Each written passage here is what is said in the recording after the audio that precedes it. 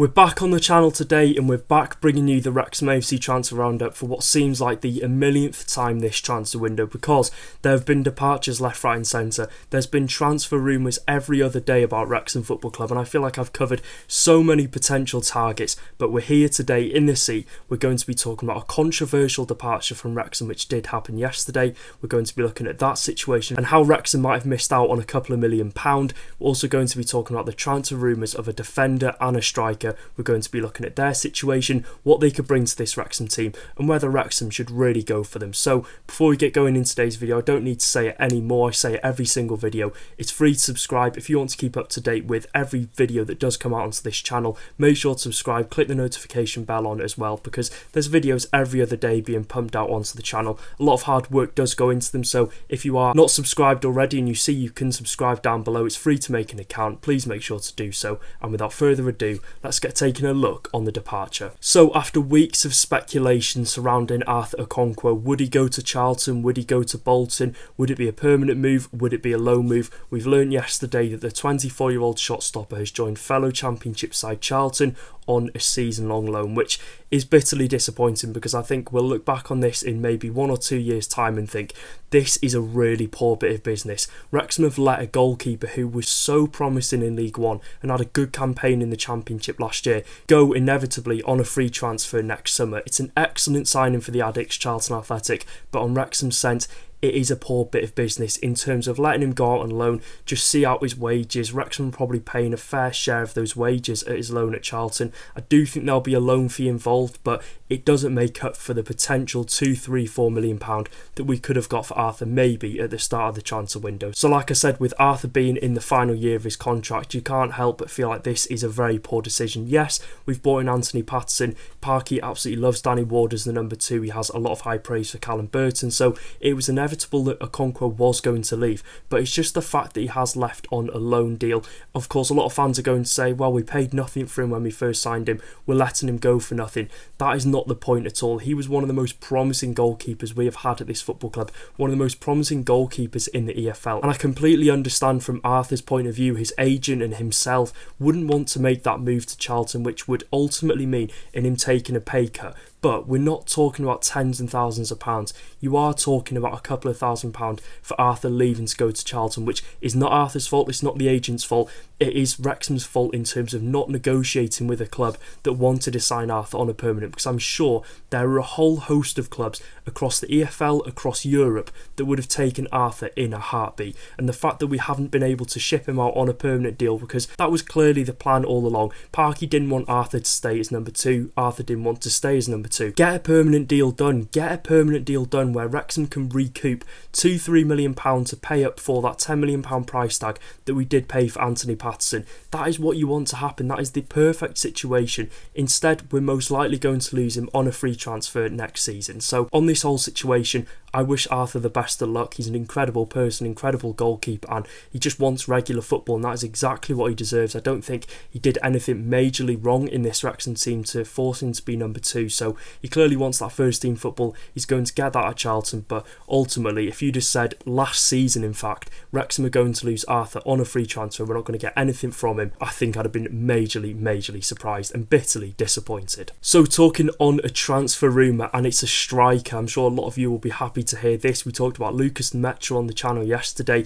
We're going to be talking about Bim Pepple today. Now, according to The Guardian in the sports column, Wrexham are ready to rival Preston North End to sign Plymouth Argyle striker Bim Pepple as Parky pushes for more attacking options going into this Championship season. Now, if we are looking at Bim Pepple, of course, he's contracted to League One side Plymouth Argyle. Last season in the 3rd tier, Pepple registered 16 goals in 35 games in League One. His best scoring season to date in what has been a short professional career, because Pepple is only 23 years old. He's a Canadian international. We've seen this though from Wrexham. We've seen it before with Davis Keeler Dunn. We know these players can perform in League One. Davis Keeler-Dunn was one of the best players in League One. He was probably the best attacking outlet in League One last season. Wrexham sign him, he doesn't get a sniff. Just because you perform in the third tier doesn't mean the same is going to happen in the Championship, and I think the same can be said for game time as well. Now, if you are looking at Pepple as a number 9, he's sort of what Phil Parkinson loves in this system. He loves that type of striker that's going to be physical and powerful. He likes that number 9 that's just going to do the dirty work, and I think that describes Pepple to a T. Now, he follows the theme of a traditional striker. A lot of his goals come inside the box, the right place at the right time, you could say. He gets in tidy positions to score those goals, and I think his movement as well is said to be one of his main attributes in the front line for Plymouth Argyle. So I think it is a good sign, because a lot of strikers these days are sort of used as that striker that drops deep to pick up the ball. But if you have a striker like Pepple, he's just going to be right place at the right time. If you continue to work on that movement inside the box, he's going to have some really good goals in his calibre going forward. So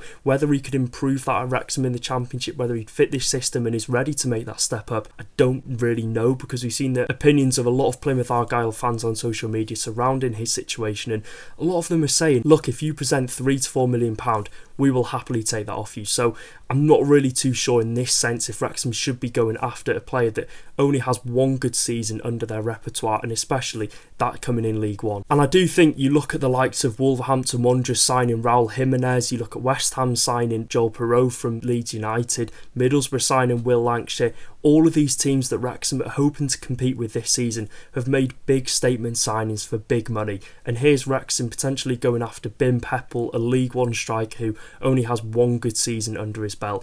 I don't think Pepple is a shade of the striker that those are, and if Wrexham are to compete with the likes of Wolves, West Ham and Middlesbrough, we should be targeting the players like Lucas Nemecha over a Bim Pepple. So that's no disrespect to Pepple, but I think in the whole situation Wrexham sort of have messed up a bit, if there's any truth in this, because he had a reported £1 million release clause in the first couple of months of the transfer window, which has now expired, and the fact that no top end League One sides and no Championship sides took advantage of the clause, I think tells us a lot. But he skipped to the current day. Wrexham and Preston are battling it out to pay a potential £3 to £4 million transfer fee, so it doesn't add up in this sense. If this is true, and if Wrexham have missed out on a £1 million price tag on Bim Pepple and are now signing him for £4 million, I think questions do need to be raised on who is in charge of the recruitment of Wrexham, because that would be an incredibly poor bit of business. So I think if you are looking at the whole situation on Pepple coming into Wrexham, for a striker who's unproven at this level, he hasn't kicked a ball in the Championship before, putting all our eggs in one basket to sign him and him to be the striker that, you know, revolutionises this Wrexham team, that scores the 10-15 goals that we're hoping for, that maybe Sam Smith and Kiefer Moore might not score, isn't really too appealing, and I don't really have much faith in that happening. So I'd love to hear your thoughts in the comment section down below. Would you be taking this chance on a young striker in the hope that, you know, they become a 10, 15, 20 million pound striker, continue their development in this Wrexham team, or would you prefer an experienced number 9 who you can guarantee goals, you can guarantee to put a 7, 8 out of 10 performance week in, week out, the likes of a Lucas Nemecha? Let me know your thoughts in the comment section down below, because I'm sure there'll be contrasting opinions on this. Talking on a centre-back next now, the Daily Mail are reporting that Wrexham are in talks with centre-half Axel Tuanzebe, who's currently a free agent after leaving Burnley at the end of last season. The Congolese international has multiple offers on the table, we're told, but is interested in this Wrexham project. So it looks as if Wrexham have a foothold in the deal to sign Tuanzebe. Now, if we are looking at Tuanzebe, all of the general EFL fans will know him from his time at Manchester United. That specific season in lockdown where he did break onto the scene, had a number of really good performances in the Premier League, in the Champions League. They were so eye-catching at the time. We all remember that performance in the Champions League against PSG, completely dominating, man-marking Kylian Mbappe out of the game. It'll go down in the history books. Everyone that's on TikTok, everyone that's on social media will remember how much hype there was about Tuanzebe after that game, and ultimately he's enjoyed spells at Aston Villa, Ipswich Town, Burnley in the Premier League, as well as spells at Stoke City in the Championship and Napoli over in Serie A. So despite those number of really good performances for Manchester United, he never really got his career kick-started and never really became a regular week in, week out for United in the future years ahead, and instead it probably went the complete opposite way how he was expecting after that. Multiple spells, struggled to really get settled down at one club, and I think there is one big reason for this, and that reason is injuries. Now, Tuanzebe is a defender that has a lot of quality. There's no hiding the fact that he's a really good centre-back. His technical ability, incredible. His physical strength, incredible. It's just a case of a availability over ability for Tuanzebe. In the past 2 seasons, he's missed 256 days out of action through various different injuries. Now, that's over a year and a half he has missed over the past 2 seasons through injuries, which is not ideal at all. Despite this, Tuanzebe played a full 90 minutes in every game Congo played at the World Cup just gone. I think it's a situation for Tuanzebe going into this transfer window, finding a new club.